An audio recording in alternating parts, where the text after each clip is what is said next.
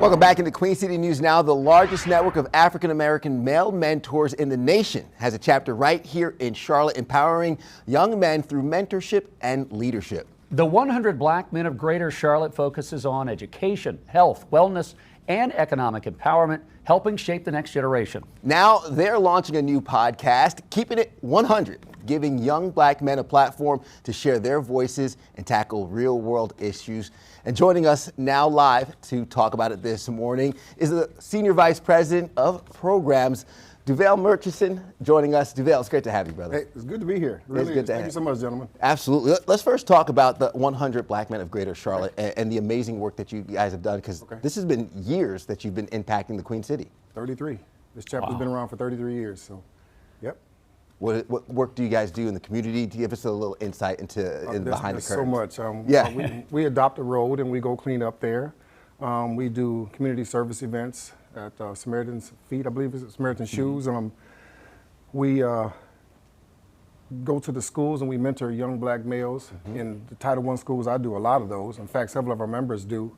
As a group, we try our best to get our kids prepared to take over where we're going to leave off. Yeah. So we do a lot of community work, even outside of organization, or our community, I'm sorry. Yeah. Duval, I was looking at some, it's not always about numbers, but I was looking at some data from last year where it says fatherless children are 279% more likely to carry guns, deal drugs than their peers. 35% of North Carolina kids live in single-parent homes. What have you found through this mentorship programs and what you do with this movement of youth on Saturdays? What have you found that the absence of a male role model in these young men's life, what's happening in that absence? We're filling a void is what we're doing. We don't really see a lot of the statistics. If we have those kids that are living in those statistics, environments where those statistics reside, we don't really know. We just know they're single mothers with kids. So we try to fill a void so that they avoid things like that, the void of not having a man or a father or uncle around the house. So we try to fill that void, if that's answering your question. Yeah. You mentioned filling that void, and with the movement of youth, the Saturdays, I had the privilege of coming in and being one of the mentors. Glad you were there. Good time. Well, thanks for having me. And I just got to say, the kids, they were intuitive, they were curious, they had some fun along the way. Speak about that movement of youth and what happens on Saturday mornings, the interest that the kids have, and just the availability to get in contact with the amazing folks that you bring in, whether they're FBI investigators or drone pilots. Yeah. Well, first of all, there's over 100 of us member-wise in the 100 Black Men of Greater Charlotte. And when those young men come in on that Saturday morning, it's at the University of North Carolina, UNCC, in the Health and Human Services building. They know they're going to see positive, strong, intelligent, some very wealthy Black men, but successful, who love them and care about them. So that's the first thing. So they know that there's a level of security, emotional security when they come there. But yeah, like you said, we have all kinds of programming. So they're expecting things like the drone program, coding, people like yourself. They never heard of a meteorologist. Well, they never met one, most of them, because I polled them before I invited you to come. And I'm like, how do we get the weather? Does anybody know? And the answer was no. I'm like, I got somebody. And at the time, we hadn't even talked yet. But so there's a great deal of programming that I'm responsible for, so that they anticipate is going to really help them. We have a mantra in our national chapter that says, future-proofing our youth. And that's my goal and my responsibility, to make sure that the programming that comes in future-proofs them, gets them ready for a future that they haven't even stepped into yet. Duval, both Ted and I are dads. I've been doing it a little bit longer than this guy. It's about 11 months in. But it doesn't take away the importance of being a role model to our own kids. Yes. And I love the quote that's on the website. If you go to the 100 Black Men of Greater Charlotte, Duval, it says, "What they see is what they'll be." And God, that is just so powerful. Yes. You spent 27 years in the Department of Corrections. You know what that absence of a male role model in these young men's lives can lead to for some of these young men.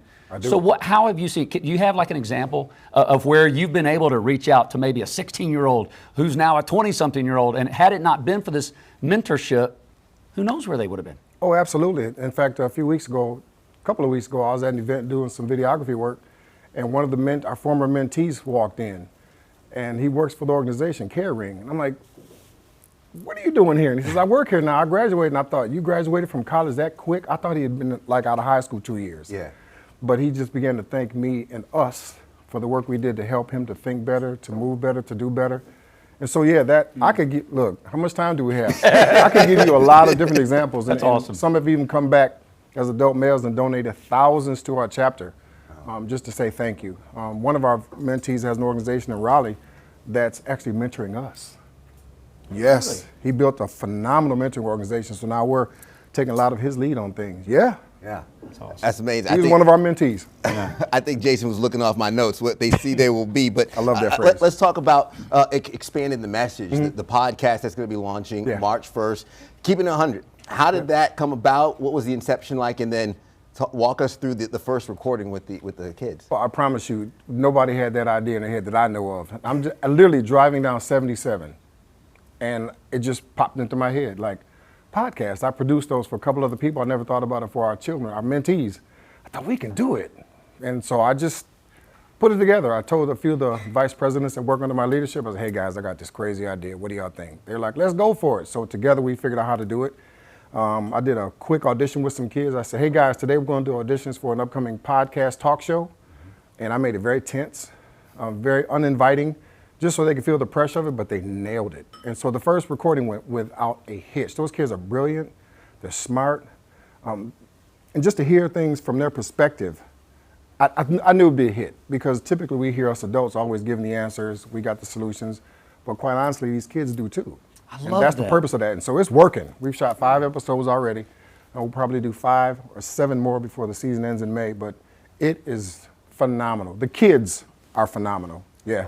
I think a lot of people, DuVale, underestimate the contributions that our youth can provide, and they may have answers that we think we're too smart to even be able to absorb. And I bet even as a mentor, you end up learning from these young men, don't you? It doesn't just come from the adult. Absolutely. Every mentor learns more as being a mentor than they learn from us. We really do. I mean, even our founding president, Lenny Springs, they often said that we learn more from you than us, than vice versa. We do. I mean, I learn a lot, especially the lingo and whatnot, and what's going on in the culture. Yeah, but we learn how to become better men, better mentors, because we see and anticipate their needs, and we try to, like I said earlier, fill those voids. And again, we learn more from them than they learn from us. We really do. Amen to that. Well, Keeping It 100, the podcast launches March 100, 1st, yes. And they're going to be excited for that. Senior Vice President of Programs, DuVale Murchison, with the 100 Black Men of Greater Charlotte. We appreciate the work that you are all doing, and can't wait to hear the podcast come out March 1st. On behalf of all of our members, thank you all for this opportunity. Thank you so much.